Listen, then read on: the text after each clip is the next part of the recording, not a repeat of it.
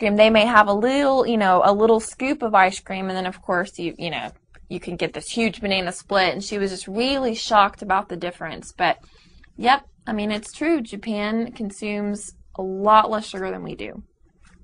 The portion sizes are a lot smaller in the Japanese diet. They actually take longer periods of time to eat their food. They chew more.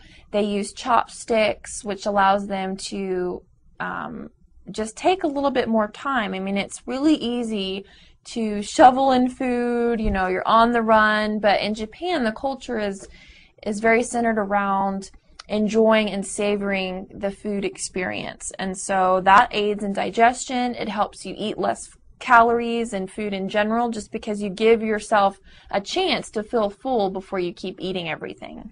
Americans get around 30 different types of food per week, 30 different, specific foods.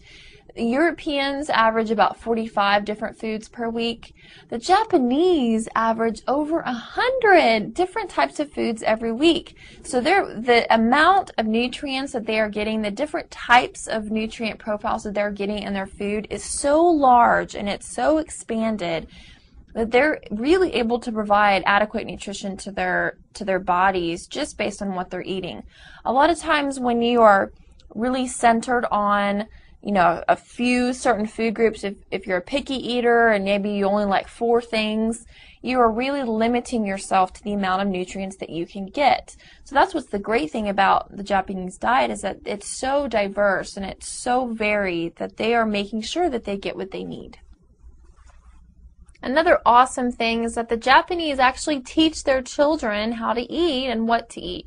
So they encourage all their children, and it's through education. They believe it's important enough to educate their children about nutrition, which I find fascinating. But they encourage their children to eat at least 30 different types of foods a day, and to aim for 100 different types of foods a week. So that is ensuring that they are getting enough variety. And I've run across it so many times that when children, and especially in America, they tend to be picky eaters. They really can live on like chicken fingers, French fries, and ketchup. I mean, I've just run across so many families that is their kids' staples. And I think it's really awesome that a culture is emphasizing variety as much as they do.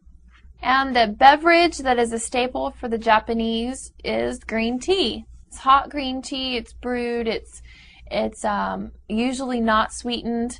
And the #1 beverage in the United States, of course, soft drinks. And a couple of videos ago I did one about cereal, and I talked about that cereal was the 3rd most purchased food at the grocery store.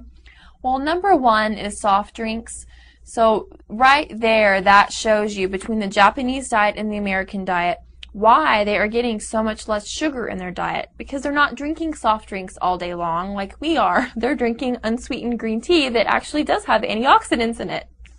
So there are certainly some great benefits and some great advantages to the Japanese diet. And no, it's not perfect, but we can absolutely learn some things from their diet and from the things that they do, and we can apply it to our lives, and it can help us live healthier lives. We'll feel better. We'll just be better overall. And so I encourage you to take this to heart and start trying these out. On videos coming up, we're going to do one about coffee, the truth about coffee, because you've seen the research. It has antioxidants, it helps increase your energy and your metabolism, and it's so great for you. Well, we are going to find out the truth about coffee.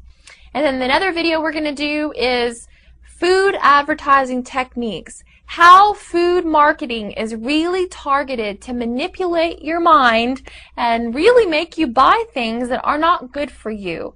So we're going to really get down to the truth about